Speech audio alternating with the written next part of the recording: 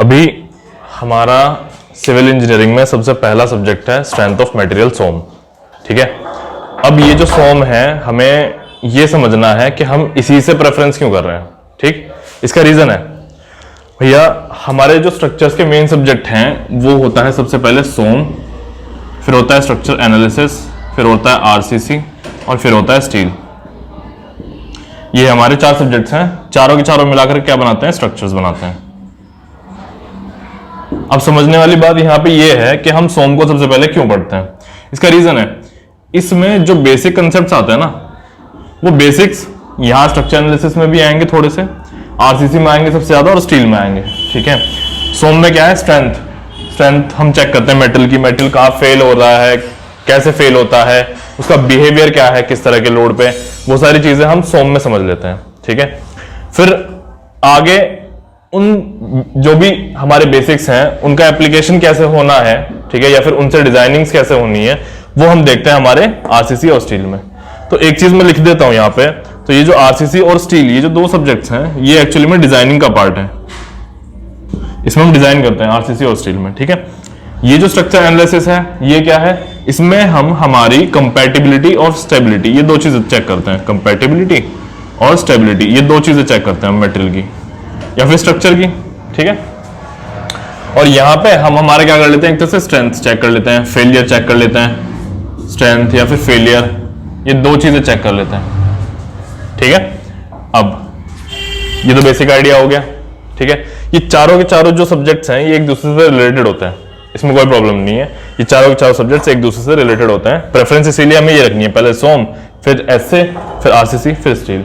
ठीक है, अब समझो इसके बाद हमें क्या करना है, कुछ चीजें और भी होती हैं, जैसे कि उन चीजों की मैं क्या बात कर रहा हूं जो हमारे अदर सब्जेक्ट्स हैं, वो देख लो एक बार, वो थोड़ा समझने की कोशिश करो। जैसे सपोज करो जियो टेक्निकल इंजीनियरिंग है, ठीक है, ऐसे हमारा क्या हो गया, फ्लूइड मैकेनिक्स हो गया। ठीक, ऐसे हमारा क्या हो गया, एनवायरमेंटल इंजीनियरिंग हो गया।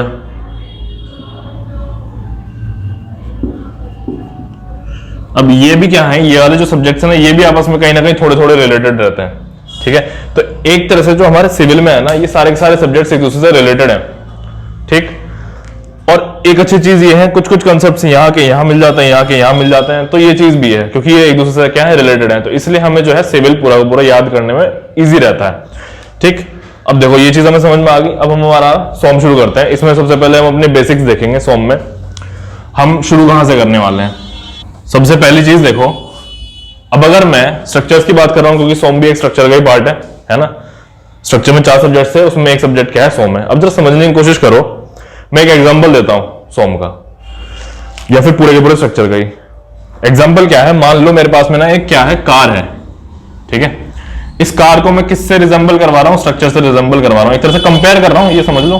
स्ट्रक्चर क्या है हमारे, जैसे कि बिल्डिंग्स हो गई जो भी हमें बनानी होती है ना, ब्रिजेस, कुछ भी जो भी स्ट्रक्चर होगा ना, उन स्ट्रक्चर्स की बात कर रहा हूं मैं यहाँ पे। ठीक, अब मैंने कंपेयर किससे किया, कार से कंपेयर किया। अब यहाँ पे एक चीज समझो, पहले मैं कार की बात कर लेता हूं। कार क्या है एक्चुअली में, मान लो कोई आदमी है, उसे कार खरीदनी है। ठीक है, तो वो क्या देखेगा सबसे पहले कार में, वो ये चीजें देखेगा कि उसकी फैमिली की रिक्वायरमेंट क्या है, उसके बजट क्या है।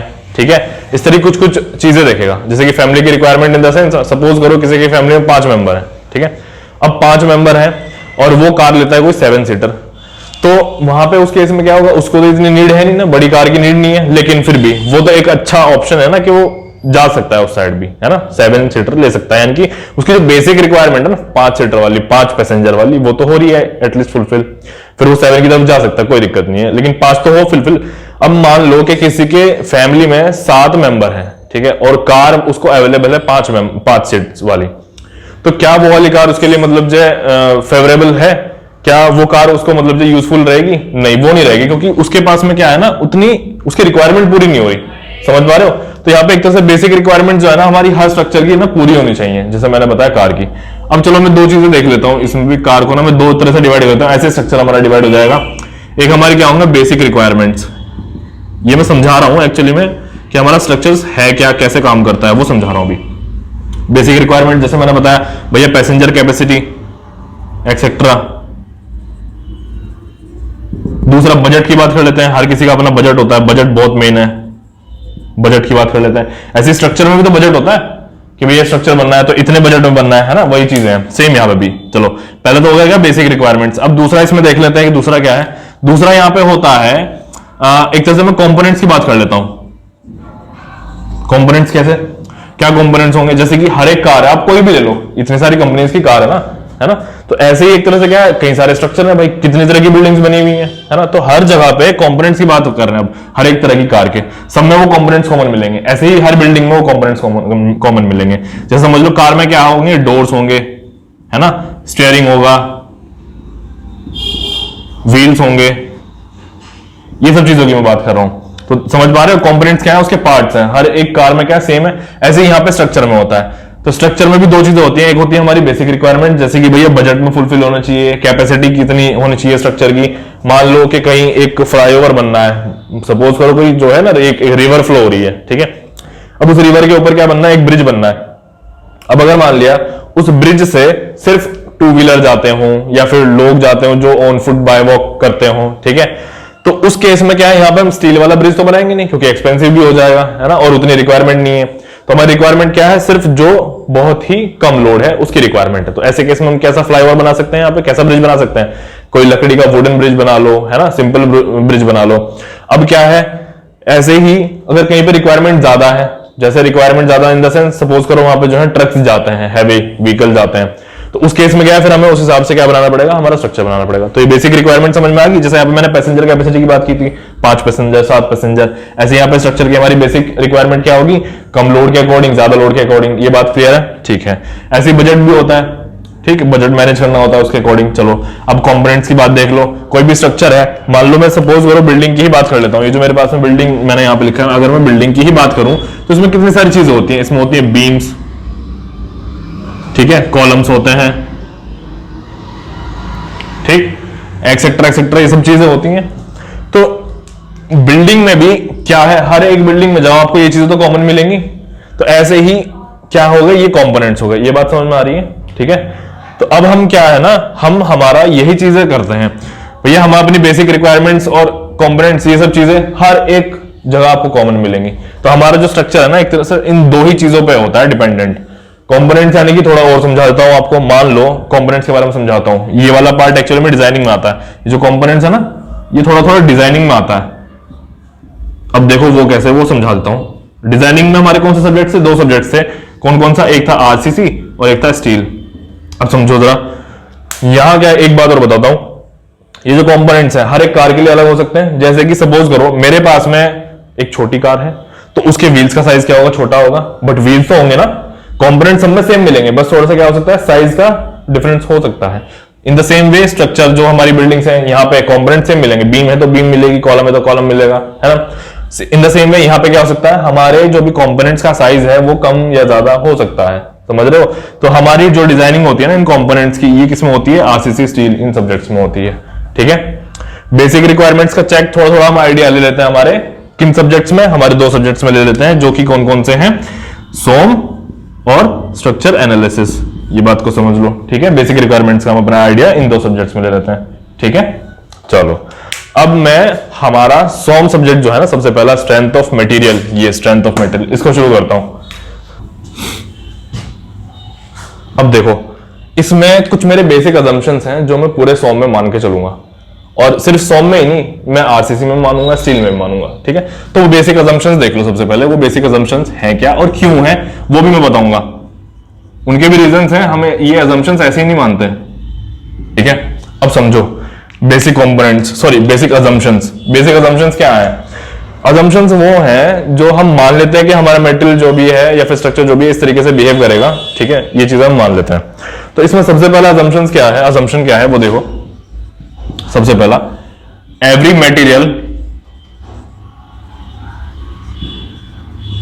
Material component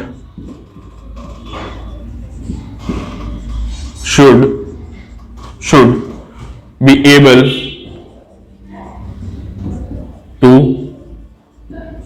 resist the load, should be able to resist the load to which it is subjected, to which it is subjected. अब ये पहला पॉइंट समझ लो, ये कहना क्या चाह रहा है यहां पे, कोई भी मेटेरियल कंपोनेंट है। अब मेटेरियल कंपोनेंट क्या हो सकता है, मैंने अभी बताया था, जैसे कि हमारा बीम था, है ना, कॉलम था, ये दो चीजें थी, और भी हो सकते हैं। तो मैं कॉमनली यही एग्जांपल लूंगा, क्योंकि अभी क्या है ना, बच्चे को अच्छे से पता होता है कि बीम और कॉलम हर किसी को पता है। किसी को आइडिया ना भी हो ना, तो बीम और कॉलम के शब्द से, वर्ड से वो क्या है, फेमिलियर है। इसलिए मैं हर जगह पे ना ये वाले यूज कर दूंगा फॉर एग्जाम्पल के लिए। अब देखो, हर एक मेटेरियल जो भी है ना, मेटेरियल कंपोनेंट की बात कर रहा हूं, ठीक है, उसके ऊपर जो भी लोड लग रहा होगा, देखा, should be able to resist the load to which it is subjected. Subjected का मतलब जो भी उसके ऊपर क्या लग रहा होगा, लोड लग रहा होगा, ठीक है, उसको वो क्या करना चाहिए, रेजिस्ट करना चाहिए। Should be able to resist the load to which it is subjected, should be, ठीक है, समझ पा रहे हो। उसके ऊपर जो भी लोड लग रहा है उसको क्या करना चाहिए, रेजिस्ट करना चाहिए। एक बात और, रेजिस्ट तो करेगा, तो यहां पे कैसे रेजिस्ट करेगा, विदाउट एनी फेलियर। ये बात है इंपॉर्टेंट। मान लो, और अच्छे समझाता हूं, मेरे पास में क्या मार्कर है, ठीक है। अब इस मार्कर पे मैंने क्या किया, लोड लगाया हुआ है कोई भी ऊपर से, ये एक लोड लगा है। अब इस मार्कर पे जैसे ही लोड लगेगा, ठीक है, ये जैसे ही लोड लगा, तो ये मार्कर जो है ना, इस लोड को रेजिस्ट कर लेना चाहिए। यानी कि इसके ऊपर जितना भी लोड लग रहा है ना, वो रेजिस्ट हो जाना चाहिए, और ये टूटना नहीं चाहिए, ठीक है। तो ये मेटेरियल हमारे काम का है। अब इसमें एक चीज को समझो, अगर फिर भी नहीं समझ में आता, बहुत आसान शब्दों में बताता हूं। कोई भी मेटेरियल है ना, कोई भी मेटेरियल हो, वो मेटेरियल और हम इंसान, ठीक है, एक तरह से क्या है ना, हम कंपेयर कर सकते हैं, हम दोनों एक जैसे होते हैं। अब वो कैसे, समझो, कोई भी जब भी जैसे ठंड हो रही है, ठीक है, ठंड होती है, तो फिर क्या है कि हमारी खुद की एक इम्यूनिटी होती है। तो जब टेम्परेचर कम होता है, ठंड बढ़ती है, तो हमारी जो इम्यूनिटी होती है वो हमें क्या करती है, वो हमें बीमारियों से, डिजीज से बचा के रखती है ना। तो इन द सेम वे हर एक मेटेरियल की ना खुद की एक स्ट्रेंथ होती है, जो कि उस लोड को रेजिस्ट कर जाती है, जो उस लोड को, अप्लाइड लोड को रेजिस्ट कर देती है, और वहां पे मेटेरियल क्या नहीं होता, फेल नहीं होता, ठीक है। तो ये पहली कंडीशन है। अगर मेटेरियल फेल हो गया तो फिर वो किसी काम का है नहीं। ये चीज क्लियर है। अब तो ये वाला जो एप्लीकेशन है, ये हम कहां पढ़ते हैं, ये पढ़ते हैं हम सोम में। ये चीज हम पढ़ेंगे सोम में अच्छे से। अब इसके बाद में नेक्स्ट जो हमारा असम्पशन है वो देख लो। सेकंड पॉइंट जो होगा हमारा असम्पशन का, एवरी कंपोनेंट, कौन सा कंपोनेंट, मेटेरियल कंपोनेंट की मैं बात कर रहा हूं या फिर स्ट्रक्चर कंपोनेंट, एक ही बात है। Every component should be compatible, ठीक है, should be compatible and follow equilibrium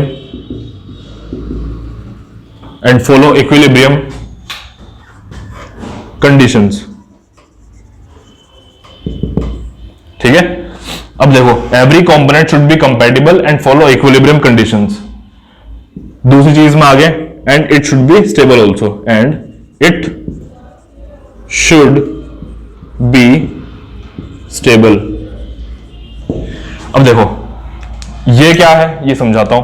कोई भी मेटेरियल है ना, वो कंपैटिबल होना चाहिए, ठीक है, पहली बात। दूसरा, उसके अंदर क्या होना चाहिए, इक्विलिब्रियम कंडीशंस को फॉलो करना चाहिए। अब एक चीज देखो, इक्विलिब्रियम कंडीशन और स्टेबिलिटी, ये वाली जो स्टेबिलिटी ना, स्टेबल, ये दोनों एक दूसरे से रिलेटेड है। वो समझा देता हूं कैसे। मान लो कि सबसे पहली बात तो तुम्हें मैं ये इक्विलिब्रियम कंडीशंस के बारे में बताता हूं। इक्विलिब्रियम जो कंडीशंस है ना हमारी, वो तीन तरह की होती हैं। एक होता है F X, summation F X equals to 0। दूसरा होता है summation F Y equals to 0, और थर्ड होता है summation M Z equals to 0। ये तीन चीजें तो हमने कहीं ना कहीं पढ़ी होंगी। अगर मान लिया इसके बारे में आप अच्छे से नहीं जानते तो भी कोई प्रॉब्लम नहीं है, लेकिन ये ध्यान तो आ रहा होगा ना, कुछ इस तरह का हमने पढ़ा है ना। अच्छे से आगे हम डिटेल में पढ़ लेंगे, अभी इतना समझ लो। ये तीन होती है हमारी इक्विलिब्रियम कंडीशंस, ठीक। जिस भी मेटेरियल में ये तीनों इक्विलिब्रियम कंडीशंस फॉलो हो रही होंगी, वो मेटेरियल अपने आप स्टेबल हो जाता है, ठीक है। जहां पे ये चीजें फॉलो नहीं हो रही होंगी, वो मेटेरियल अपने आप अनस्टेबल हो जाएगा, ठीक। ये बात। अब देखो, every component should be compatible. Compatible मतलब ये वर्ड जो है यहां पे कंपैटिबल, इसका मतलब क्या है, ये जो चीज मैंने बताई है ना कि फॉलो इक्विलिब्रियम कंडीशंस, ठीक है, वो एक तरह से अपने आप ही कंपैटिबिलिटी भी हो जाती है। जहां ये तीनों चीजें होंगी, वो कंपैटिबिलिटी भी हो जाती है उसी में। चलो, अब ये जो चीज है ना, ये वाला सेकंड पॉइंट जो है हमारा, ये हम स्ट्रक्चर एनालिसिस में चेक करते हैं। ठीक है, ये किस में चेक करते हैं? स्ट्रक्चर एनालिसिस में चेक करते हैं। तो यानी कि हमें पता चल गया हमारे जो दो, ये जो अजम्पशंस हैं, अभी दो हैं, अभी और आगे आएंगे। तो ये जो अजम्पशंस हैं, इसमें ये हम कहां फॉलो कर रहे हैं, ठीक है, कहां इनके एप्लीकेशंस होंगे। पहला पॉइंट सॉम में होता है, सेकंड पॉइंट किस में होता है? स्ट्रक्चर एनालिसिस में होता है, ठीक है। अभी हम थर्ड अपना देख लेते हैं। देखो अब यहां पे हमारा थर्ड पॉइंट क्या है, थर्ड अजम्पशन क्या है? Every component should not deform, ये E है यहां पे, should not deform more than its permissible limits, more than its permissible limits, ठीक है। अब ये देख लो, ये क्या कहना चाह रहा है यहां पे? ये कह रहा है कि कोई भी मेटल हो, यानी कि सभी मेटल आ गए इसमें, जो सारे के सारे मेटल हैं वो डिफॉर्म अगर हो भी रहे हैं तो उनका जो डिफॉर्मेशन है ना, यहां पे लिख देता हूं, तो उनका जो डिफॉर्मेशन है वो कम होना चाहिए किससे? परमिसिबल लिमिट से। उनका डिफॉर्मेशन कम होना चाहिए परमिसिबल लिमिट से। ये बात समझ में आ रही है? एक बात और बताता हूं, समझने की कोशिश करो। ये जो डिफॉर्मेशन है ये क्या है और ये परमिसिबल लिमिट्स क्या है, समझो। आपने बहुत बार देखा होगा, एग्जांपल के तौर पे बताता हूं परमिसिबल लिमिट्स एक्चुअली में क्या है। जैसे कि अगर हम किसी हाईवे पे जा रहे हैं, ठीक है, तो उसमें क्या होता है, जब आप ड्राइविंग कर रहे होते हैं आपको ना साइड में साइंस मिलते हैं, रोड साइंस जिनको बोलते हैं। तो वो रोड साइंस क्या होते हैं? कहीं भी लिखा होगा 40 kilometre per hour maximum speed होती है, तो वो एक तरह से क्या है? परमिसिबल लिमिट है कि आप अपनी स्पीड उससे ज्यादा नहीं करेंगे। तो ये तो बात होगी हाईवे की। अब ऐसे ही यहां हमारे सॉम में परमिसिबल लिमिट्स क्या है वो समझ लो। सॉम में परमिसिबल लिमिट्स होती हैं, मान लो सबसे पहली बात तो हम इसके लिए डिफॉर्मेशन देखते हैं। डिफॉर्मेशन दो तरह का है, एक तो होता है स्लोप, ठीक है, एक होता है डिफ्लेक्शन। एक होता है स्लोप, एक होता है डिफ्लेक्शन। डिफ्लेक्शन, अब ये स्लोप और डिफ्लेक्शन है क्या, इसकी बात कर लेते हैं। मान लो ये मेरे पास में क्या है, एक कैंटिलीवर बीम है। इस पर अगर मैं यहां पे एक लोड लगा दूं, अगर मैंने यहां पे एक लोड लगा दिया, तो इस बीम की जो शेप है, इस बीम की जो शेप है लोड लगाने से कुछ इस तरह की हो जाएगी, इस तरह की हो जाएगी, ठीक है। तो ये जो यहां से यहां तक पहुंच गई, ये है डेल्टा। ये जो इतना डिस्टेंस आपको दिख रहा है ये है डेल्टा, और ये जो यहां पे एंगल बन जाएगा ये है थीटा। तो ये जो थीटा है ये होता है स्लोप, ठीक है, और ये होता है डिफ्लेक्शन। तो अब समझो जो डिफॉर्मेशन है वो होता है स्लोप और डिफ्लेक्शन, ठीक है। तो ये जो स्लोप है यानी कि जो एंगल बनेगा, जो डिफ्लेक्शन होगा थोड़ा सा एंगल का, ठीक है, वो विद इन द लिमिट्स होना चाहिए। ऐसे deflection with in the limits होना चाहिए। अब अगर अभी भी नहीं समझ में आ रहा तो मैं आपको बताता हूं। मान लो कि क्या है, एक बीम है, ठीक है, ये एक बीम है। अब ऐसे समझ लो कि इस बीम के ऊपर ना कोई क्या है, यहां पे ना कोई खड़ा हुआ है, ठीक है। अब यहां पे उसके खड़े होने की वजह से क्या है, लोड लगेगा। एक बात बताता हूं आपको, बीम से क्या है ना, बीम तो थोड़ी स्ट्रांग होती है। मैं यहां पे ना वुडन प्लैंक ले लेता हूं। वुडन प्लैंक तो समझ रहे होंगे ना, लकड़ी का जो फट्टा होता है उसको ले लेता हूं, बड़े आराम से समझ में आएगा। अब देखो लकड़ी का फट्टा है, इस साइड में जॉइंट है, वो ये जो मेरा ये वाला साइड है, इस साइड में जॉइंट है, लो मैंने इसको जॉइंट कर दिया। अब आप यहां से चल करके आए, ठीक है, चल के आए। अब आप जैसे यहां पे खड़े होंगे तो क्या होगा, ऐसे थोड़ा झुक जाएगा, है ना। उसकी शेप समझो कुछ इस तरीके से हो जाएगी। तो उस जो वुडन प्लैंक की शेप है कुछ इस तरीके से हो जाएगी। तो जो यहां पे एंगल बन रहा है ना, वो एंगल ये है, और ये जो डिफ्लेक्शन है ये कितना है, ये डिफ्लेक्शन है। ये जो यहां पे इसकी शेप हो जाएगी वो क्या है, डिफ्लेक्शन है। अब समझने की एक कोशिश करो कि अगर आप इसके ऊपर यहां खड़े हो, इसकी शेप कुछ ऐसे हो गई, तो कुछ टाइम तक ही आप यहां पर रुक पाओगे। अगर ज्यादा शेप ऐसे बिगड़ गई ना तो आप सीधा नीचे गिरोगे। समझ पा रहे हो? तो यानी कि वो जो कुछ जो मैंने अभी बताया ना कि कुछ टाइम तक आप रुक सकते हो, तो वो क्या है, वो होती है हमारी परमिसिबल लिमिट्स। अब इन परमिसिबल लिमिट्स के बारे में हम पढ़ेंगे आगे डिटेल में अच्छे से। अब ये वाला जो हमारा थर्ड पॉइंट है, इसके बारे में जो स्लोप एंड डिफ्लेक्शन है, ये वाला टॉपिक, ये तो हम पढ़ लेते हैं हमारे सॉम में, पढ़ लेंगे इसको, ठीक है। दूसरी चीज देखो, अब ये जो परमिसिबल लिमिट्स हैं, ये परमिसिबल लिमिट्स हम कहां पर देख लेते हैं, हमारे आरसीसी में देख लेते हैं, स्टील में देख लेते हैं, ठीक है। तो ये चीजें हम, यानी कि ये वाला जो हमारा थर्ड पॉइंट है, ये सॉम में भी आ जाता है और आरसीसी और स्टील में भी आ जाता है। समझ पा रहे हो? ये अभी जो है पूरा स्ट्रक्चर का हमारा क्या चल रहा है, बेसिक अजम्पशंस चल रहे हैं। ये बात क्लियर हो गई, ठीक है। अब इसके बाद में आगे आगे देखो क्या है, अभी क्या है ना, हमने बेसिक असम्पशंस तो कर लिए। अब अगर मान लिया मैं बात करता हूं, जैसे स्ट्रक्चर है, ठीक है, कोई भी स्ट्रक्चर या कोई मेटल भी, तो उस मेटल की ना कुछ प्रॉपर्टीज होनी चाहिए, ठीक है। वो प्रॉपर्टीज क्या है? बेसिक प्रॉपर्टीज होती हैं। अब मैं बात करता हूं उसके बेसिक प्रॉपर्टीज की। ये हमने पहला हेडलाइन जो था वो कंप्लीट कर लिया। अभी देखो बेसिक प्रॉपर्टीज की मैं बात कर रहा हूं। Basic properties of a material या फिर कंपोनेंट। अब समझो ये बेसिक प्रॉपर्टीज क्या है। हर कोई अपनी खुद की कोई ना कोई प्रॉपर्टी रखता है, चाहे वो ह्यूमन हो या फिर मेटल हो, ठीक है, रखता है प्रॉपर्टी, ठीक है। तो ऐसी कुछ बेसिक प्रॉपर्टीज ना मेटल की होती हैं। अब वो क्या है, हम उनके बारे में बात कर लेते हैं। तो सबसे पहले अगर मैं यहां पे बात करता हूं तो वो है मेरी कॉन्टिन्यूटी की।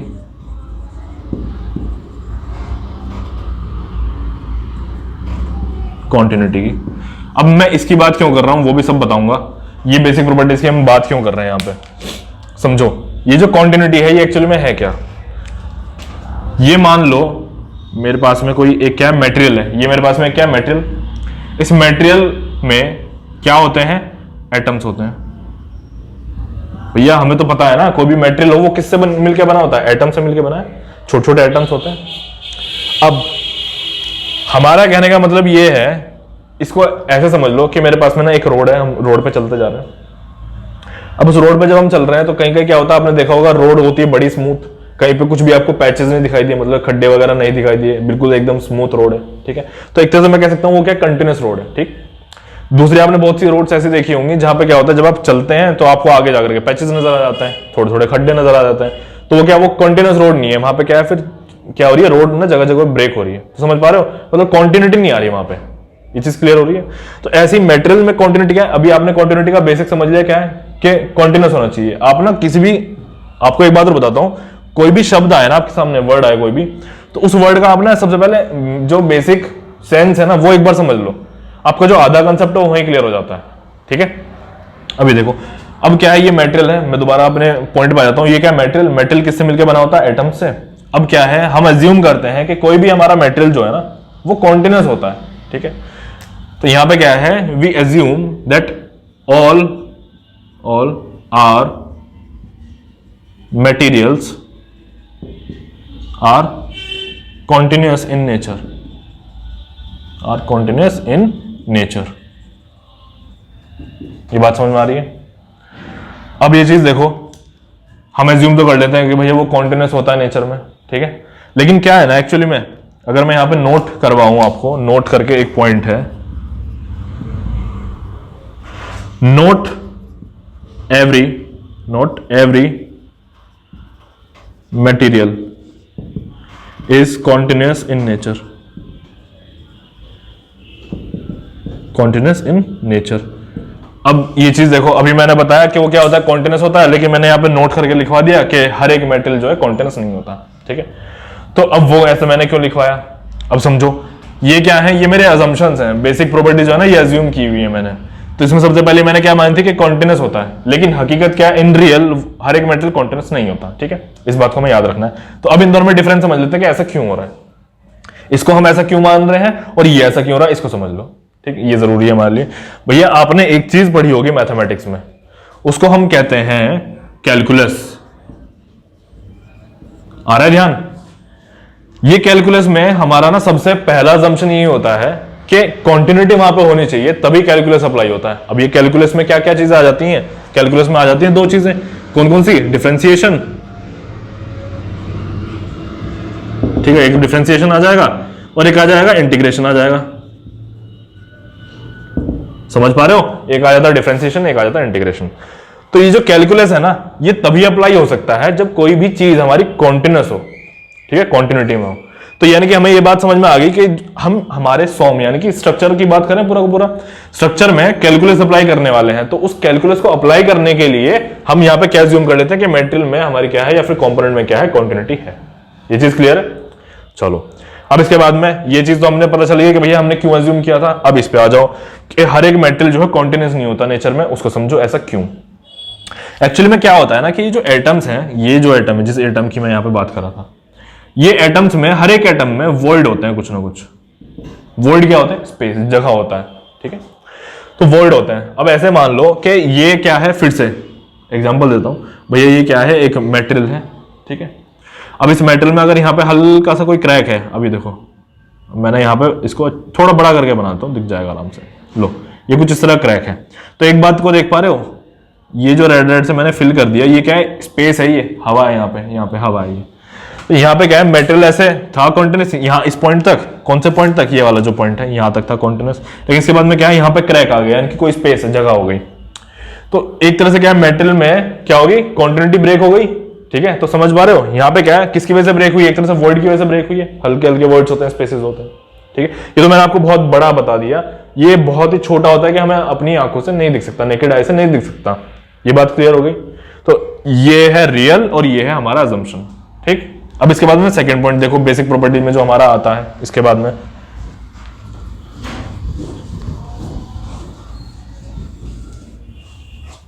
देखो हमारा सेकंड पॉइंट क्या है? सेकंड पॉइंट होता है होमोजेनिटी।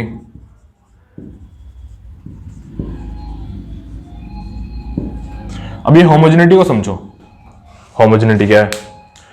इसमें हमें फिर से वैसे ही लाइन लिखनी है कि एवरी मटेरियल या फिर कंपोनेंट, कि every material slash component should be क्या होना चाहिए? होमोजेनियस होना चाहिए। Should B homogeneous. अब समझने की कोशिश करो, यहां पे हर एक मेटल होमोजेनियस। ये होमोजेनियस वर्ड क्या है, थोड़ा ऐसे समझ लो, इससे सारा समझ में आ जाएगा। ऐसे समझो कि हमने ना एक क्या लिया, एक ग्लास लिया, ठीक है, ट्रांसपेरेंट कांच का एक ग्लास लिया। उस ग्लास में हमने क्या डाला? वाटर डाला। जैसे ही वाटर डाला, फिर हमने क्या किया, उसके अंदर थोड़ा सा साल्ट डाल दिया। तो अब आप अगर उसको मिक्स करोगे तो आप एक चीज देखो कि वो सॉल्ट जो है आपको दिखाई नहीं देगा बिल्कुल भी, है ना।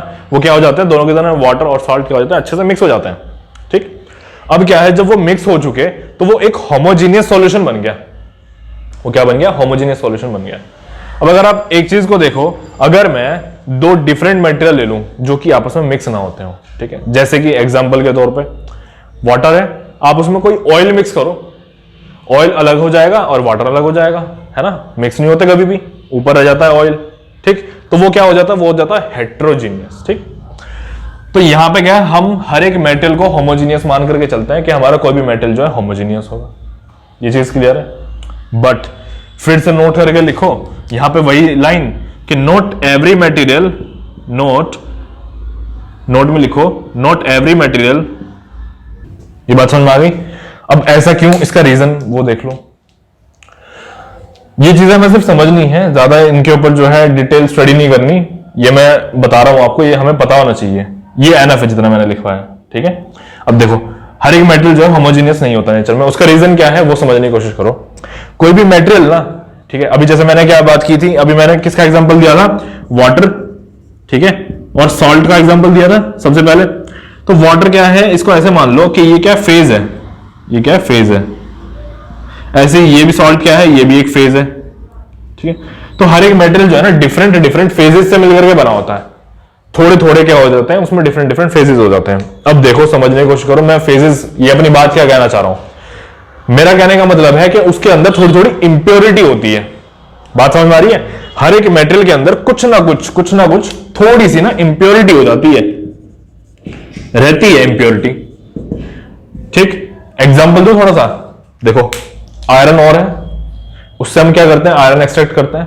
तो हमेशा कभी भी 100% आयरन एक्सट्रैक्ट नहीं होता, उसके अंदर ऐसे समझ लो कि कभी 95-96% आयरन एक्सट्रैक्ट हो जाता है, लेकिन कुछ ना कुछ उसके अंदर फिर भी इंप्योरिटी रह जाती है, ठीक है, समझ पा रहे हो। तो वही एक कॉमन एग्जांपल है होमोजेनिटी का, कि यहां पे कोई भी मटेरियल हमेशा होमोजीनियस नहीं होता, ठीक है। ये बात समझ में आ गई? ये चीज क्लियर है? चलो इसमें अब मैं आपको और बता देता हूं हम क्या कर रहे हैं। हमें ना चीजों को विजुअलाइज भी करना है, इस बात को याद रखना। स्ट्रक्चर जो है वो सब है विजुअलाइजेशन का खेल। अभी जो होमोजीनियस मैंने बताया, मैंने कह तो दिया कि भैया होमोजीनियस नहीं होना चाहिए, ठीक। अब मैं आपको एक बात बताता हूं, हम सब ने आरसीसी पढ़ा है। आरसीसी यानी कि रेनफोर्स्ड सीमेंट कंक्रीट पढ़ा हमने,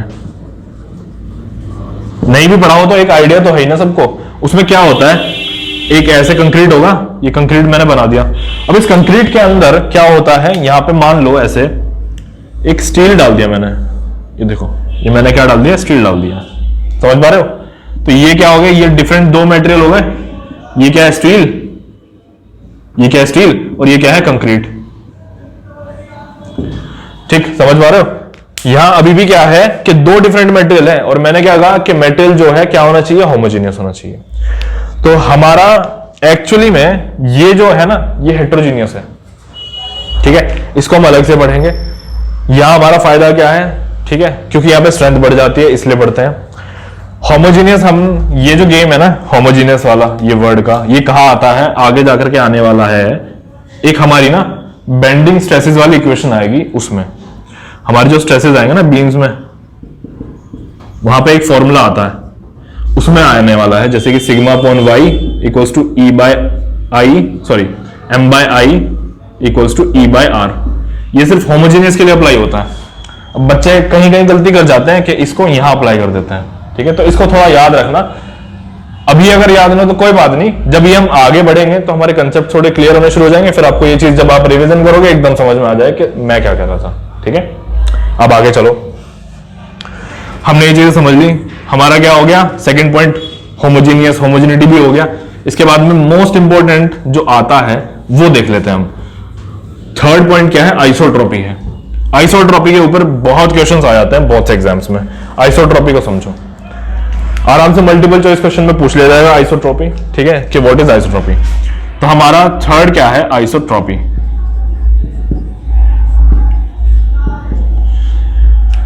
यहां पे क्या है कि every material should be isotropic, यही होगा। अब एक्चुअली में आइसोट्रॉपिक क्या है उसको समझ लो, ये वो लिखवाता हूं यहां पे।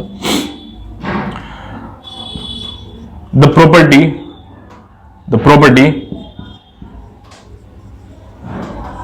of a material, the property of a material at any point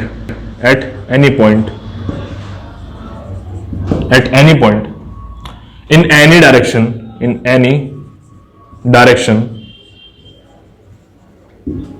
ठीक है, in any direction should be equal। समझने की कोशिश करो, ये क्या है, मैंने क्या लिखवाया यहां पे, the property of a material, ठीक है। अब यहां पे क्या है ना, स्पेसिफिक कोई भी प्रॉपर्टी हो सकती है। The property of a material at any point in any direction should be equal. मान लो, अब इसको समझाता हूं, ये मेरे पास में एक मटेरियल है, ठीक। इस मटेरियल में अगर मैं किसी एक प्रॉपर्टी की बात कर लेता हूं, मान लो कि रिफ्लेक्शन की बात कर रहा हूं। रिफ्लेक्शन वैसे हमारे काम का नहीं है सॉम में, लेकिन है तो प्रॉपर्टी ना, किसी मेटल की प्रॉपर्टी हो सकती है, ग्लास की प्रॉपर्टी होती है रिफ्लेक्शन। अब सुनो, मान लो मैं यहां एक पॉइंट पे हूं, ठीक है। अब अगर मान लिया मैं रिफ्लेक्शन की बात कर रहा हूं, सिर्फ रिफ्लेक्शन प्रॉपर्टी की बात कर रहा हूं, तो ये जो रिफ्लेक्शन प्रॉपर्टी है, इस पॉइंट पे अगर मैं कोई भी डायरेक्शन देखूं, मान लिया ये डायरेक्शन देखा मैंने, या फिर मैंने ये डायरेक्शन देखा, या फिर मैंने ये डायरेक्शन देखा, तो ये प्रॉपर्टी किसी भी पॉइंट पे हर एक डायरेक्शन में सेम होनी चाहिए, ठीक है, सेम होनी चाहिए। सपोज की वैल्यू वगैरह जो भी है वो सेम होनी चाहिए, ठीक है, ये बेसिक्स है। अगर मान लिया, सपोज करो यही प्रॉपर्टी मैं इस पॉइंट पे चेक कर रहा हूं, अब यहां इस पॉइंट पे इस डायरेक्शन में वैल्यू कुछ और आ रही है, इस डायरेक्शन में वैल्यू कुछ और है, इस डायरेक्शन में कुछ और है, इस डायरेक्शन में कुछ और है, तो यहां पे क्या है, उस प्रॉपर्टी के लिए मैं डिफरेंट प्रॉपर्टी की बात कर रहा हूं। ये तो हो गया रिफ्लेक्शन, सपोज करो ये मैंने यहां पे रिफ्लेक्शन की बात कर दी, रिफ्रैक्शन की बात कर दी, सॉरी, मैंने यहां पे जो बात कर दी है रिफ्रैक्शन की बात कर दी है। ये रिफ्लेक्शन के लिए था, ये रिफ्रैक्शन के लिए था। अब मान लो कि रिफ्रैक्शन के लिए हमारी हर एक वैल्यू जो है ना डिफरेंट आ रही है, एज अ एग्जांपल बता रहा हूं मैं, डिफरेंट आ रही है। तो यहां पे क्या होगा ना कि ये जो मटेरियल है मेरा, ये मटेरियल इस के लिए, इस रिफ्लेक्शन के लिए आइसोट्रोपिक होगा क्योंकि हर डायरेक्शन में सेम हो गई, बट रिफ्रैक्शन के लिए आइसोट्रोपिक नहीं होगा, एनिसोट्रोपिक होगा, ठीक है। इसके लिए क्या होगा, एनिसोट्रोपिक होगा, एनिसोट्रोपिक होगा, ANISOTROPIC, एनिसोट्रोपिक होगा। तो यहां पे मैं क्या कहना चाह रहा हूं कि अगर मैं किसी भी प्रॉपर्टी की बात करूं, उस प्रॉपर्टी को अगर मैं यहां पे किसी भी पॉइंट पे चेक करूं तो वो हर डायरेक्शन में सेम होनी चाहिए। अगर हर डायरेक्शन में सेम है तो उस मटेरियल के लिए वो प्रॉपर्टी क्या हो जाएगी, आइसोट्रोपिक हो जाएगी, ठीक है। वो मटेरियल उस प्रॉपर्टी के लिए आइसोट्रोपिक हो जाएगा, यानी कि ऐसे ही फिर यहां पे एनिसोट्रोपिक हो जाएगा, ठीक है। ये बात क्लियर है। तो यहां पे अगर प्रॉपर्टी सेम है तो वो क्या हो गया, आइसोटॉपिक। ऐसे हम एनिसोटॉपिक की बना लेंगे अपनी। ये क्वेश्चन बहुत बार पूछा जाता है एग्जाम में, बहुत आपको मिल जाएगा मल्टीपल चॉइस क्वेश्चंस में इजीली। ठीक, अब हमारे 3 पॉइंट्स जो होते हैं ना बेसिक्स, वो कवर हो चुके हैं। चलो, हमारा जो पूरा का पूरा फॉर्म है वो डिपेंड इसी पे कर रहा है, ये जो हमारे बेसिक असम्पशंस थे। और फिर फॉर्म के बाद में जो आगे हैं हमारे, जैसे कि स्ट्रक्चर एनालिसिस, आरसीसी, स्टील, वो सब भी इन्हीं पर डिपेंड कर रहे हैं। ठीक है, तो अब हम हमारा सबसे पहला चैप्टर शुरू करेंगे। हमारा सबसे पहला चैप्टर शुरू करेंगे इसमें, स्ट्रेस एंड स्ट्रेन। ठीक है, अब इसको समझो, स्ट्रेस और स्ट्रेन एक्चुअली में है क्या। सबसे पहले समझ लेते हैं, फिर उसके बाद में अपना लिखेंगे, नोट्स बनाएंगे। मान लो मैं बात करता हूं इस एक मेटेरियल की, फिर से। ठीक है, ये मेरे हाथ में क्या है, मार्कर है, इस मेटेरियल की मैं बात कर रहा हूं। अब ये जो मेटेरियल है मेरे पास में, इसके ऊपर अगर कोई लोड लग रहा है, समझने की कोशिश करो, इसके ऊपर कोई लोड लग रहा है। मान लो कि इधर से एक लोड लग रहा है जो इसको ऐसे प्रेस कर रहा है, इधर से भी एक ऐसी लोड लग रहा है जिसको क्या कर रहा है, प्रेस कर रहा है। अब ये जो मेटेरियल है उस लोड की वजह से एक टाइम तक क्या होगा, रुका रहेगा। ठीक है, समझने की कोशिश करो, रुका रहेगा मतलब इसकी शेप नहीं बिगड़ेगी, टूटेगा नहीं, कुछ नहीं होगा। ठीक है, ये मेटेरियल एज इट इज रहेगा। अब जैसे ही एक टाइम ऐसा हो सकता है कि ये मेटेरियल जो है बहुत ज्यादा इस पर लोड लग जाए और ये मेटेरियल एकदम से क्रश हो जाए, हो सकता है ना।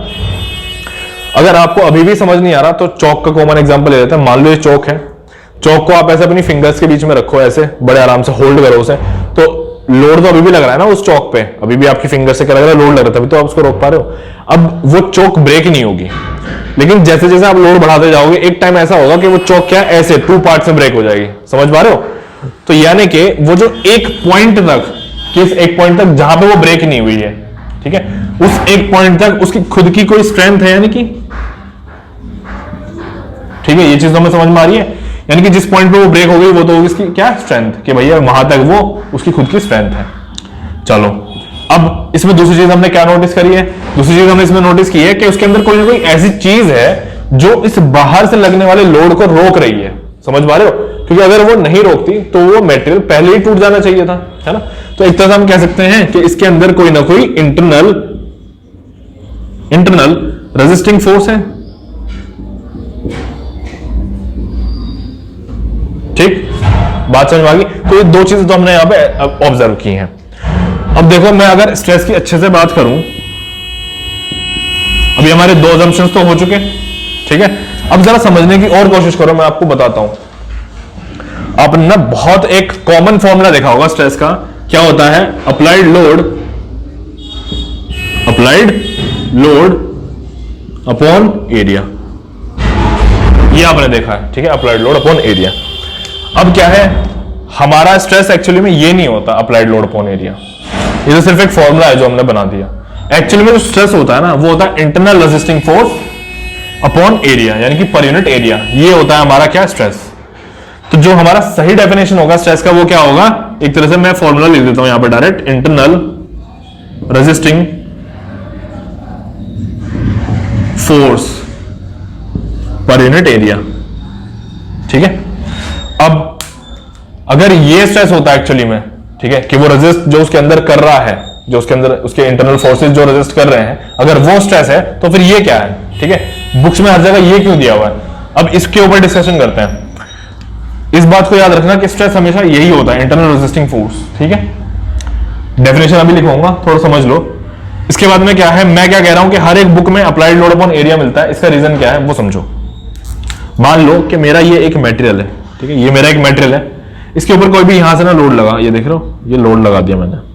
तो इस लोड की वजह से मान लो कि ये मेटेरियल जो है कहीं 10 किलो न्यूटन लोड को रेजिस्ट कर गया, मतलब 10 किलो न्यूटन तक रेजिस्ट कर गया। अब जैसे मैंने 10 से एक्सीड किया ना, इसे 10 से जैसे मैंने एक्सीड किया, तो इस मेटेरियल में क्या हो गया, क्रैक आ गया, यानी कि ब्रेक होना शुरू हो गया। ठीक है, ये क्या हो गया, टूटना शुरू हो गया, ब्रेक होना शुरू हो गया। तो हम क्या करते हैं कि इसका जो खुद का स्ट्रेंथ है वो भी समझ पा रहे हो तुम। अब अगर ये 10 किलो न्यूटन तक ये रुका रहा, टूटा नहीं है, तो इसका मतलब खुद की स्ट्रेंथ भी इसकी कितनी है, 10 किलो न्यूटन है ना। यानी कि इसका जो इंटरनल रेजिस्टिंग फोर्स जो इसके अंदर जनरेट हुआ, वो भी कहां तक जनरेट हुआ, 10 किलो न्यूटन तक जनरेट हुआ। अब जैसे हमने 10 से एक्सटेंड किया, ठीक है, एक्सीड किया, तो क्या होगा, ये मेटेरियल एकदम ब्रेक होना शुरू हो जाएगा। ठीक है, तो जैसे ये ब्रेक होगा तो यहां पे क्या होता है ना, जो अप्लाइड लोड होता है उसकी तो वैल्यू खत्म होगी, एकदम 0। ठीक है। एक हमारे पास ना मशीन होती है, मशीन का नाम है यूनिवर्सल टेस्टिंग मशीन, ठीक, यूटीएम। उसमें हम क्या करते हैं, स्ट्रेस चेक करते हैं। तो उसमें क्या होता है, जैसे ही स्ट्रेंथ कम होनी शुरू हो जाती है, मतलब जैसे ही वो मेटल ब्रेक होना शुरू हो जाता है, अचानक से उसकी स्ट्रेंथ जो होती है ना ड्रॉप होनी शुरू हो जाएगी मीटर में। तो वही होता है यहाँ पे भी कि ये जो मटेरियल है हमारा, जैसे ही ब्रेक हुआ ना 10 से ऊपर होते ही, जैसे ही ब्रेक हुआ तो वैल्यू समझ लो 0। तो जो मैक्सिमम वैल्यू है ना वो यहाँ पे कितनी है, 10, ठीक है।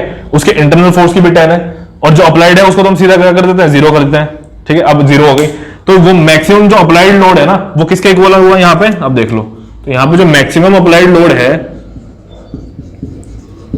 मैक्सिमम अप्लाइड लोड जो है यहाँ पे वो किसके इक्वल हो गया, वो हो गया इक्वल रेजिस्टिंग फोर्स के, उसका जो रेजिस्टिंग फोर्स है उसके इक्वल हुआ ना।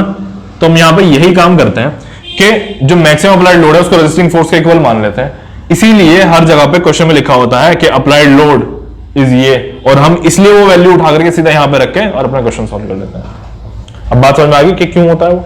चलो अब इसकी डेफिनेशन लिख लेते हैं हम, ठीक है। इसमें देखो जो हमारा बेसिक था वो तो समझ में आ गया कि एक्चुअली में हो क्या रहा है, स्ट्रेस एक्चुअली में क्या है, इंटरनल रेजिस्टिंग फोर्स है। चलो अब इसमें लिख लेते हैं। स्ट्रेस में लिखो सबसे पहले कि it is N internal resisting force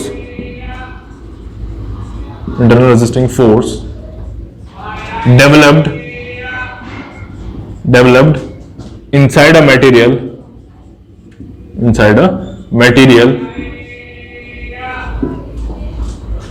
due to the load applied over an area। समझ में आ रही है बात। तो ये हमारी क्या हो गई, डेफिनेशन हो गई स्ट्रेस की। It is an internal resisting force developed inside a material due to the load applied over an area. यानी कि अगर किसी भी मटेरियल में कोई भी लोड अगर उसके अंदर उसके ऊपर अप्लाई नहीं हो रहा ना, तो वो मटेरियल जो है उसके अंदर जो स्ट्रेस होगा वो क्या होगा, 0 हो जाएगा, ठीक। ये चीज हमें क्लियर हो गई। अब यहाँ पे तो इसके लिए हम फिर से फिर हमारा फॉर्मूला भी लिख लेते हैं स्ट्रेस का। तो यहाँ पे स्ट्रेस का फॉर्मूला क्या होगा, एक तरह से अप्लाइड लोड, क्योंकि मैंने अभी बताया अप्लाइड लोड ओवर एरिया, ठीक है। या फिर हम दूसरा क्या कर सकते हैं, इंटरनल रेजिस्टिंग फोर्स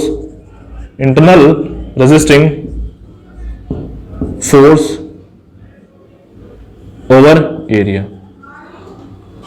ठीक है। ये फॉर्मूले हैं डिफरेंट, ये दोनों को एक ही जगह मत लिख देना। ये बात समझ में आ गई। चलो अब स्ट्रेस तो हमने देख लिया, बेसिक डेफिनेशन हमारा क्या है, ठीक है। स्ट्रेस कितने टाइप का होता है, कैसे होता है, वो सब देख लेते हैं अब आगे। हमारे पास में अच्छा एक चीज और, ये तो स्ट्रेस हो गया, ठीक है। अब क्या होता है ना कि एक तरह से थोड़ा और बताता हूं आपको। ये जो स्ट्रेस है इसके अंदर कुछ ना कुछ क्या हो रहा है, इंटरनल रेजिस्टिंग फोर्स डेवलप हो रहे हैं। मैंने भी बताया था इंटरनल रेजिस्टिंग फोर्स डेवलप हो रहे हैं, ठीक है। तो एक पॉइंट जो ऐसा आया जो मैक्सिमम स्ट्रेस बना, ठीक है, जो मैक्सिमम स्ट्रेस बना, ठीक है। तो वो क्या होगा, एक तरह से जहां पे इंटेंसिटी मैक्सिमम हो जाएगी, इंटेंसिटी क्या हो जाएगी, मैक्सिमम हो जाएगी। किसकी intensity, intensity of resisting forces, वो क्या है, स्ट्रेस है। एक तरह से मैं ये भी कह सकता हूं, ठीक है।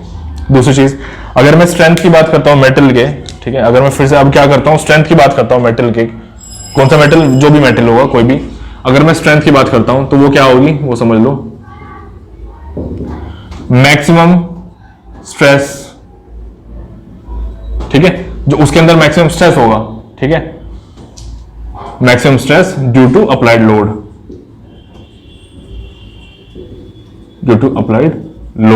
ठीक है, वो होती है उसकी स्ट्रेंथ। ये बात समझ में आ गई। तो स्ट्रेंथ क्या है और ये इंटरनल रेजिस्टिंग फोर्स एक्चुअली में क्या है, ये इंटेंसिटी होती है, ठीक है। जो स्ट्रेस होता है ये इंटरनल रेजिस्टिंग फोर्स इंटेंसिटी होती है, ठीक है। अब आगे देख लेते हैं, स्ट्रेस दो तरह का होता है, वो देख लेते हैं कैसे।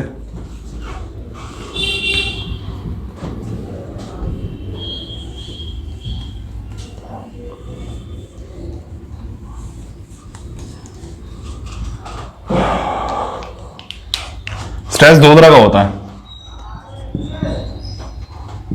एक होता है नॉर्मल या फिर डायरेक्ट, ठीक। दूसरा होता है शेयर, ठीक। ये दो तरह के स्ट्रेस होते हैं। अब इनको समझना है हमें कि नॉर्मल और डायरेक्ट, ये सॉरी नॉर्मल डायरेक्ट और ये शेयर, ये एक्चुअली में है कैसे। मान लो कि ये मेरे पास में, अभी मैं समझा देता हूं फिर नोट्स बनवाऊंगा। मान लो ये मेरे पास में क्या है, एक मटेरियल है, ठीक है। इस मटेरियल पे अगर कोई भी लोड ऐसे परपेंडिकुलरली लगेगा ना, ऐसे परपेंडिकुलर लगेगा, ठीक है। अब इस परपेंडिकुलर लोड की वजह से, ठीक है, यहां पे क्या होगा, स्ट्रेस जो जनरेट होगा, अगर जो यहां पे इस लोड की वजह से, मान लो ये यहां पे क्या था, लोड मेरा P अप्लाइड था, इस लोड की वजह से जो भी यहां पे स्ट्रेस जनरेट होगा, अगर मैं इसका रिजोल्यूशन ऑफ फोर्सेस करूं ऐसे, तो यहां पे कहीं ना कहीं सिग्मा n बन जाएगा, ठीक है। और यहां पे क्या बन जाएगा, ऐसे कोई टॉ बन जाएगा जब मैं इसको रिजोल्व करूंगा आगे और फिर एरिया से डिवाइड करूंगा। तो यहां पे क्या है, ये जो सिग्मा है ना, ये जिस पे इसके ऊपर परपेंडिकुलर लग रहा है ना, ठीक है, वो क्या है, मेरा नॉर्मल या फिर डायरेक्ट लोड है।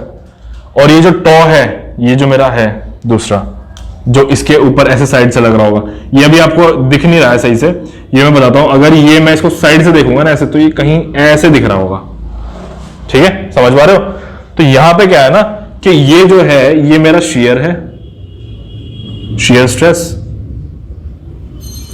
और ये जो मेरा है, सॉरी ये जो मेरा है, ये क्या है, नॉर्मल या फिर डायरेक्ट स्ट्रेस, ठीक। ये क्लियर हो गया। चलो अब इसमें ये नॉर्मल और डायरेक्ट भी दो तरह का होता है। अभी मैं बेसिक्स बता रहा हूं, उसके बाद में क्या होगा, मैं सारा डेफिनेशन लिखवा दूंगा। इसको समझने की कोशिश करो, ये दो तरह का कैसे हो सकता है। एक हो सकता है टेंसाइल और एक हो सकता है कंप्रेसिव। वो कैसे, ये टेंसाइल और कंप्रेसिव क्या है, वो ये दो वर्ड को समझो। जब कोई भी मटेरियल, मान लो ये मेरे पास में ना एक मटेरियल है, स्पंज तो देखा है ना, मैं मान लेता हूं ये स्पंज है मेरे पास में। ये अब इस स्पंज पे जैसे यहां पे कोई इस तरह का लोड लगेगा जो उसे प्रेस कर रहा होगा चारों साइड से, तो उस केस में क्या होगा, इसका शेप जो है यानी कि छोटा हो जाएगा कुछ, ठीक है, यानी कि वो कंप्रेस हो रहा है। तो यहां पे वर्ड से ही देख लो, कंप्रेसिव यानी कि कंप्रेशन हो रहा है, उसका साइज छोटा हो रहा है, तो यानी कि इसके ऊपर कोई ऐसा लोड ही लग रहा होगा जो उसे दबा रहा होगा, ठीक है। तो ये वाला जो लोड होता है ना यहाँ पे, ये वाला जो लोड होता है, इसलिए ये होता है हमारा कंप्रेसिव लोड, कंप्रेसिव लोड। अब इस लोड की वजह से जो स्ट्रेस जनरेट होगा उसको हम कहते हैं कंप्रेसिव स्ट्रेस, उसको हम क्या कहते हैं, कंप्रेसिव स्ट्रेस। ये बात समझ पा रहे हो, उसको हम कहते हैं कंप्रेसिव स्ट्रेस। अब यहां पे क्या है, यहां पे इसकी वैल्यू हमेशा नेगेटिव होती है, कंप्रेसिव स्ट्रेस की वैल्यू नेगेटिव होती है, क्योंकि कंप्रेसिव लोड की ही वैल्यू नेगेटिव होती है, ठीक। एक बात समझ में आ गई। ऐसे में दोबारा, यानी कि कंप्रेसिव में क्या होता है, नेगेटिव वैल्यू होती है और कम हो जाता है। अब अगर मैं टेंसाइल की बात करूं, यहां पे ये जो मेरा टेंसाइल है, ये टेंसाइल क्या है, ऐसे ही अगर मैं दूसरा मेटल ले लेता हूं, फिर से स्पंज ले लेता हूं, ठीक है। अब इस स्पंज में अगर मैं ऐसे लोड जो है बाहर की तरफ लगाऊं, ये देखो ये मैंने बाहर की तरफ लोड लगाया हुआ, ये मैंने बाहर की तरफ लोड लगाया हुआ चारों साइड से, तो जैसे मैं बाहर की तरफ लोड लगाऊंगा, अब क्या होगा, ये मेटेरियल जो है क्या होगा, एक्सटेंड होगा, इसका शेप जो है, साइज जो है वो बढ़ेगा, इंक्रीज होगा। तो जैसे इसका शेप और साइज इंक्रीज हो रहा है, तो यहां पे क्या होने वाला है कि ये जो लोड है मेरा, ये जो अप्लाइड लोड है, ये एक तरह से क्या होगा, फिर टेंसाइल लोड होगा, और इस लोड की वजह से जो मेरा स्ट्रेस आएगा वो क्या आएगा, टेंसाइल स्ट्रेस आएगा। समझ पा रहे हो। अब ये जो टेंसाइल लोड है ये होगा पॉजिटिव, और ऐसे ही जो मेरा टेंसाइल स्ट्रेस है ये भी हो जाएगा पॉजिटिव, ठीक। ये चीज आपको क्लियर हो गई। चलो ये हमारा था, अब पूरा बेसिक हो गया एक तरह से। हमने क्या कर लिया, नॉर्मल और डायरेक्ट को समझ लिया। शेयर को मैंने बता दिया, शेयर एक तरह से क्या है, मैं कह सकता हूं कि जो शेयर स्ट्रेस है ये पैरेलल लगता है। इसका और भी नाम हो सकता है पैरेलल के अलावा, टेंजेंशियल भी इसको कह सकते हैं हम, टेंजेंशियल भी कह सकते हैं इसको हम, कि टेंजेंशियल लगता है। टेंजेंशियल मतलब जो टेंजेंट की फॉर्म में लग रहा हो, है ना।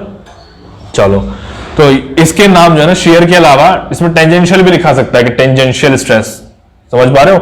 ऐसी नॉर्मल डायरेक्ट स्ट्रेस ये है, और ऐसे फिर ये है हमारे, ये दो होते हैं, ठीक। अब इसको समझ लेते हैं, समझ लिया हमने सारा अच्छे से। अब हम क्या करते हैं, इसकी डेफिनेशन लिखते हैं। हमारा सबसे पहले क्या है, नॉर्मल या फिर डायरेक्ट स्ट्रेस जो है उसको समझते हैं।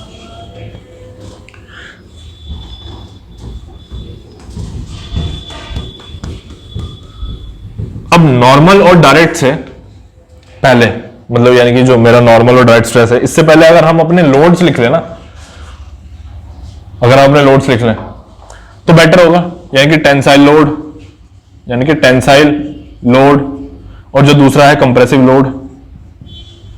उससे क्या होगा ना, एक आइडिया रहेगा, कहीं ऐसा ना हो कि आप बाद में इसको भूल जाएं कि टेंसाइल लोड क्या होता है, कंप्रेसिव लोड क्या होता है।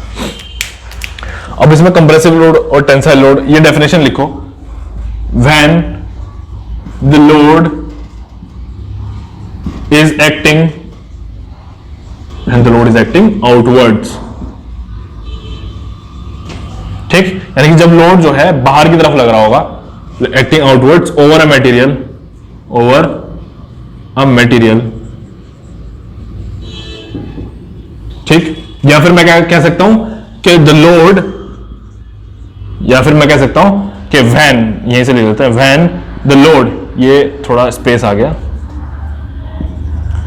When the load is trying to pull the material, ये भी तो हो सकता है, trying to pull the material,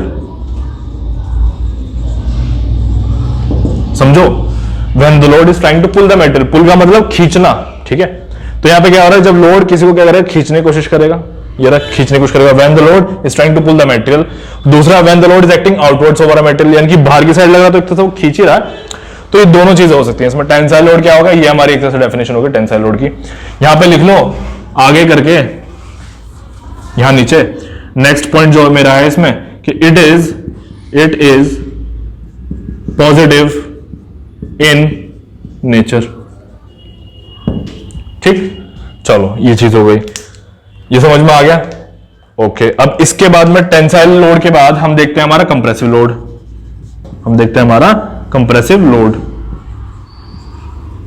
अब देखो कंप्रेसिव लोड में जो ये चीजें हमने यहां पे लिखी है ना, जैसे कि when the load is acting outwards over a material, या फिर when the load is trying to pull the material, जैसे इसका अपोजिट हो जाना है, हर एक चीज का अपोजिट हो जाएगा यहां पे। ये बड़ी अच्छी बात है कि अब हमने क्या लिखा था, when the load is acting outwards, तो यहां पे क्या हो जाएगा, इनवर्ड्स। ऐसे यहां पे क्या लिखा था, when the load is trying to pull the material, अब हो जाएगा push the material. It is positive in nature, ये हो जाएगा नेगेटिव इन नेचर, ये अच्छी बात है। तो यहां पे नेक्स्ट लिख लो, when the load is acting, when the load is acting inwards over a material, ठीक। पहली चीज आगे देखो यहां पे कॉमा करके, when the load is trying to push the material, एक ये चीज हो जाएगी, ठीक। अब नेक्स्ट इसमें हमारा क्या होगा, इट इज ऑलवेज, यहां पे क्या था पॉजिटिव, यहां क्या हो जाएगा नेगेटिव। यहां पे लिखो it is always negative in nature. अगर हम यहां पे ऑलवेज भी ना लिखें तो भी प्रॉब्लम नहीं है, ठीक है। तो ये क्या होता है, नेगेटिव होता है नेचर में। ये चीजें समझ में आ गई, पहले तो लोड देख लिया हमने, ठीक है। अब हम क्या करते हैं, हमारा नॉर्मल और डायरेक्ट स्ट्रेस वो लिख लेते हैं, फिर ऐसे शियर स्ट्रेस की डेफिनेशन लिख लेंगे।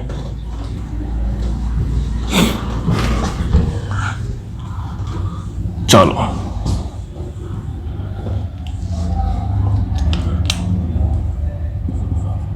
नॉर्मल स्लैश डायरेक्ट स्ट्रेस, तो इसमें क्या होगा, स्ट्रेस भी किसकी वजह से हो रहा है, लोड की वजह से हो रहा है ना। तो एक तरह से मैं जो इसकी डेफिनेशन बना दूंगा वो लोड से बना सकता हूं रिलेट करके। तो मैं यहां पे क्या डेफिनेशन बनाता हूं, लोड से बनाता हूं, when the load applied over a material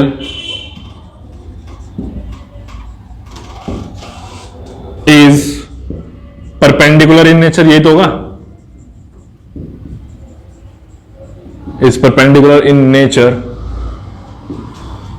then the stress generated inside a material is called normal slash direct stress. ये बात समझ में आ गई? जब किसी भी मेटेरियल के ऊपर जो भी अप्लाइड लोड होगा वो परपेंडिकुलर होगा, ठीक है, तब क्या होगा, स्ट्रेस जो जनरेट होगा वो नॉर्मल या फिर डायरेक्ट स्ट्रेस होगा। ठीक है, अब आगे इसमें ये हमारी क्या होगी, ये तो होगी डेफिनेशन, ये हो गई हमारी definition.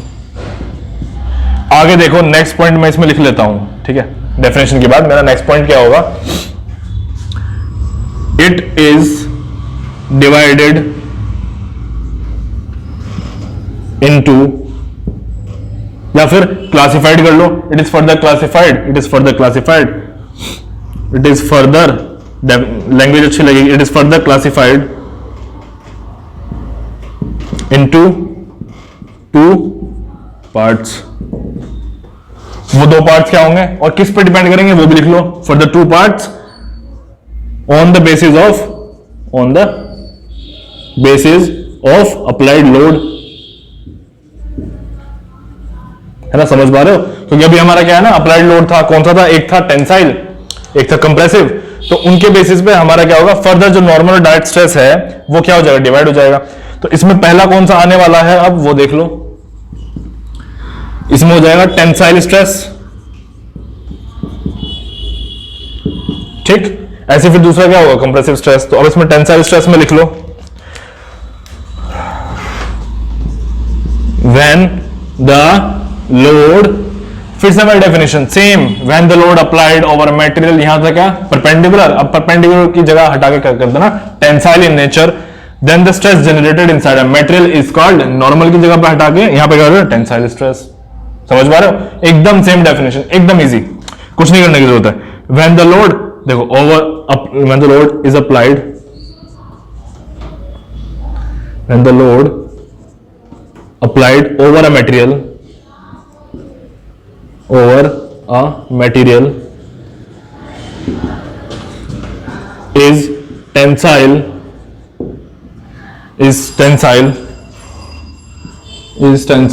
in nature,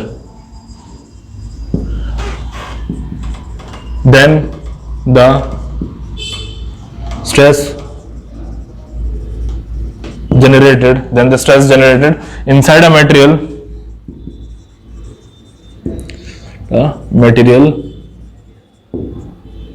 is called, क्या कहलाएगा वो, tensile stress, is called tensile stress. चलो जी, पहली डेफिनेशन हमारी तैयार हो गई टेंसाइल स्ट्रेस की। यहां पे क्या है, when the load is applied over a material is tensile in nature, then the stress generated inside a material is called tensile stress. ये पहली बात हो गई, ठीक है। अब हमारा जो सेकंड है उसको देख लेंगे। सेकंड क्या है,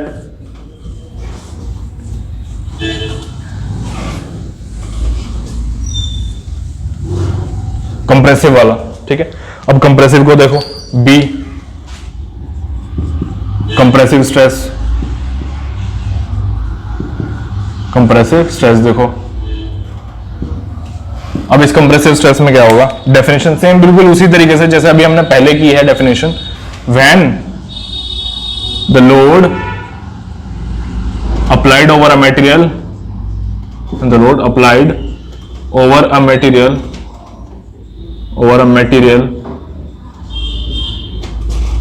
is compressive in nature,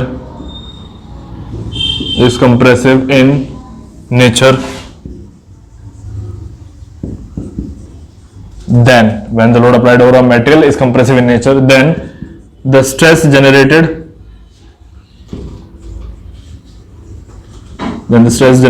inside a material,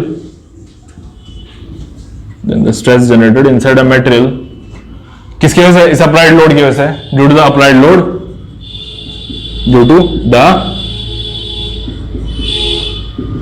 applied load, is called, क्या कहलाएगा वो, compressive stress, is called compressive stress. ठीक, ये बात समझ में आ गई। ऐसे इसमें डेफिनेशन के बाद में नेक्स्ट पॉइंट क्या होगा,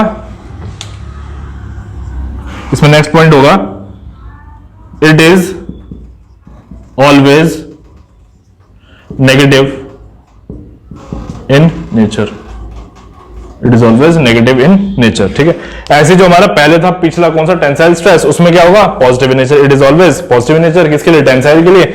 यहां क्या होगा? यहां होगा नेगेटिव इन नेचर। ये किस पे डिपेंड कर रहा है? ये बिल्कुल सारी चीजें लोड पे डिपेंड कर रही हैं। कंप्रेसिव लोड था तो कंप्रेसिव लोड कैसे नेगेटिव हो गया, टेंसाइल लोड से तो पॉजिटिव हो गया।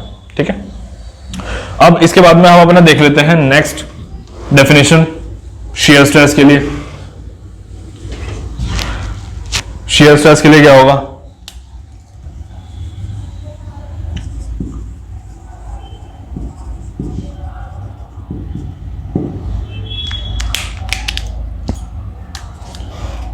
सेम यहां पे सिंपल डेफिनेशन होगी, when the load applied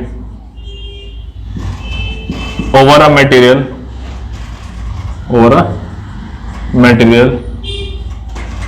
when the load applied over a material, यहां पे हम कह सकते हैं is tangential या फिर tangentially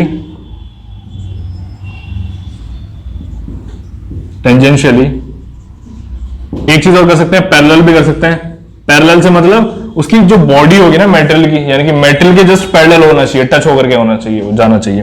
when the load applied over a material tangentially या फिर parallel, then the stress generated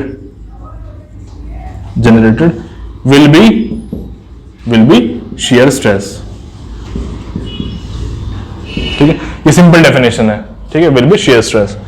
अब थोड़ा और मैं समझा देता हूं, shear stress को समझा देता हूं। ये मेरे पास एक मटेरियल है, इस मटेरियल में अगर लोड ऐसे लग रहा है, ये मैंने पैरेलल बनाया, ठीक है, ऊपर की सरफेस पे पैरेलल लग रहा है। अब अगर मान लिया इस लोड से कुछ डिफॉर्मेशन भी तो होगा, क्योंकि लोड लग रहा है, तो क्या होगा, ये शेप जो है कुछ इस तरीके से हो जाएगी। समझ पा रहे हो? ये वाली शेप यहां आ जाएगी और ये यहां आ जाएगी, है ना। तो ये क्या है, ये पैरेलल इसके लग रहा है। अगर मान लिया परपेंडिकुलर लग रहा होता, जैसे अभी हमने परपेंडिकुलर लोड्स की बात की है, मान लो ये परपेंडिकुलर लग रहा है, चलो इसको अलग से बनाता हूं। मान लो अभी मैं अगर परपेंडिकुलर लोड वाली बात करता हूं, कौन सी, नॉर्मल और डायरेक्ट जो है, ये देखो, अगर यहां पे ऐसे लोड लग रहा होता परपेंडिकुलर, तब क्या होता, तब होता ये कि इसकी शेप जो है कुछ इस तरीके से हो जाती है ना, ऐसे इंक्रीज हो जाती बाहर। तो यहां पे क्या है, ये डायरेक्ट लग रहा है, परपेंडिकुलर लग रहा है, ये यहां पे टेंसाइल है। शियर कैसे लगेगा, पैरेलल लगेगा, सरफेस पे लगेगा। ठीक है, तो उसकी वजह से शेप कुछ इस तरह की हो जाएगी। ठीक, तो हमने ये समझ लिया कि when the load applied over a material tangentially या फिर parallel, then the stress generated will be shear stress. ठीक, अब शियर स्ट्रेस को हम रिप्रेजेंट कैसे करते हैं वो लिख लो। ऐसे ही हमारा जो पीछे था उसमें छोटी सी एक लाइन रह गई कि नॉर्मल स्ट्रेस को हम कैसे रिप्रेजेंट करते हैं। जो मैंने डायग्राम बनवाया था उसमें तो मैंने लिख दिया था, बट डेफिनेशन में रह गया, वो नोट कर लो कि normal stress is represented by sigma N. ये इसका क्या होता है, सिंबल होता है, सिग्मा एन से रिप्रेजेंट करता है। ऐसे यहां पे नेक्स्ट जो होगा मेरा, इसमें लिखूंगा मैं shear stress is represented by, कैसे रिप्रेजेंट करते हैं इसे हम टॉ से रिप्रेजेंट करते हैं ऐसे, ठीक है। ये समझ में आ गई बात, shear stress is represented by टॉ, और नॉर्मल स्ट्रेस कैसे रिप्रेजेंट करते हैं, सिग्मा एन से, ठीक है। ये चीज क्लियर है। अब इसके बाद हमारा और एक कंसेप्ट आया था, देखो अभी हमने बेसिक हमारा जो स्ट्रेस था वो तो अच्छे से कवर कर लिया, नॉर्मल स्ट्रेस, डायरेक्ट स्ट्रेस, ठीक है। अब फिर नॉर्मल में भी जो थे वो भी हमने कवर कर लिए।